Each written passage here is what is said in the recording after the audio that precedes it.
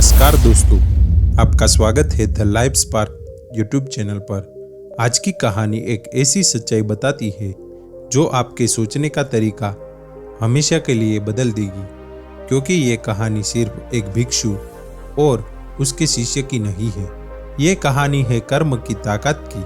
तो चलिए शुरू करते हैं। घने जंगल के बीच एक छोटी सी कुटिया थी। वहाँ रहते थे एक वृद्ध बौद्ध भिक्षु और उनके साथ उनका युवा शिष्य। गुरु अब बूढ़े हो चुके थे, पर उनका चेहरा आज भी शांति और ज्ञान से भरा था। वे कई दिनों तक ध्यान की गहराई में डूबे रहते। एक दिन जब गुरु गहरे ध्यान में थे तो उन्हें एक दृश्य दिखाई दिया।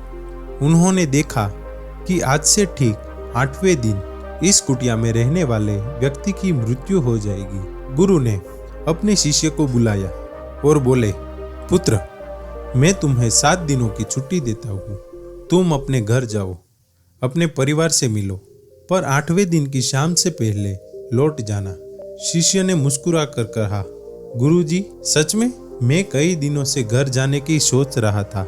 गुरु मुस्कुराए, हाँ, जा सकते हो, लेकिन याद रहे 8वें दिन की शाम तक वापस लौटना। शिष्य ने गुरु को प्रणाम किया और पहाड़ी से नीचे उतर गया। रास्ते में उसे एक नदी मिली।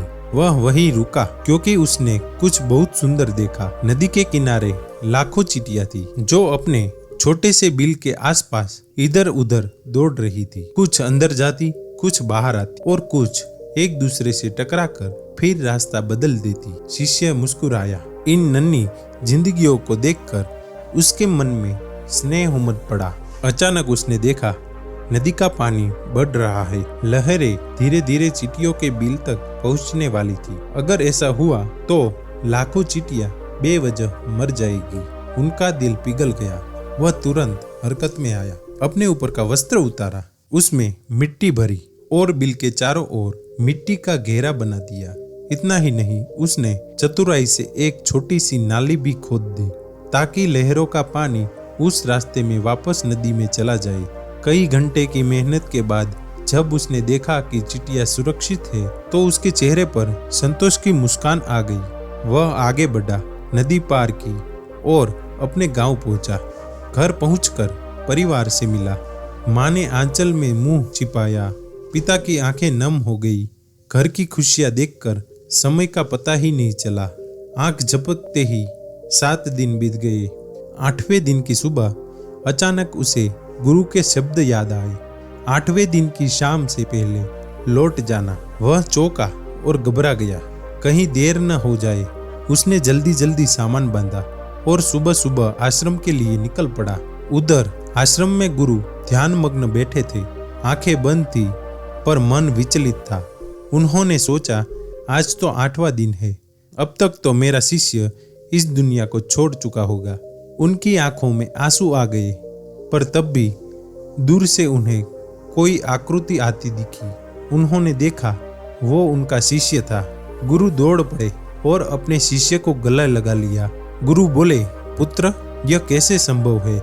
मैंने तो ध्यान में देखा था कि तुम्हारा अंत 8वें दिन होगा। शिष्य ने पूरी कहानी सुनाई, कैसे उसने चींटियों को बचाया, कैसे मिट्टी का घेरा और नाली बनाई। गुरु शांत भाव में मुस्कुराए और बोले, अब मैं समझ गया, जिसने जीवन बचाने का कर्म किया उसकी मृत्यु कैसे हो सकती है। उन्होंने कहा, पुत्र, याद रखो, कर्म हमेशा लौट कर आता है। अच्छा करो तो अच्छा लौटता है। अगर हम अपनी जिंदगी में देखें तो सच्ची खुशी का सबसे आसान रास्ता यही है, अच्छे कर्म करते रहना। किसी गरीब की मदद करना, किसी निराश व्यक्ति को प्रेरित करना, किसी दुखी को सांत्वना देना, यही सच्चे अच्छे कर्म है। अच्छे कर्म के लिए पैसा नहीं चाहिए, बस एक दयालु दिल चाहिए। याद रखो, बुरे कर्म हमें भीतर से तोड़ते हैं और अच्छे कर्म हमें भीतर से जोड़ते हैं। तो अगर जिंदगी में खुश रहना है तो आज से ही दूसरों के दुख कम करना शुरू करो। देखना, कर्म का चक्र घूमेगा और तुम्हारी जिंदगी खुद ही खुशियों से भर जाएगी। अगर आपको ये कहानी पसंद आई हो तो वीडियो को लाइक करें, शेयर करें और हमारी चैनल द लाइफ स्पार्क को सब्सक्राइब करना ना भूलें, क्योंकि यहाँ हर कहानी आपको जिंदगी का असली अर्थ सिखाती है।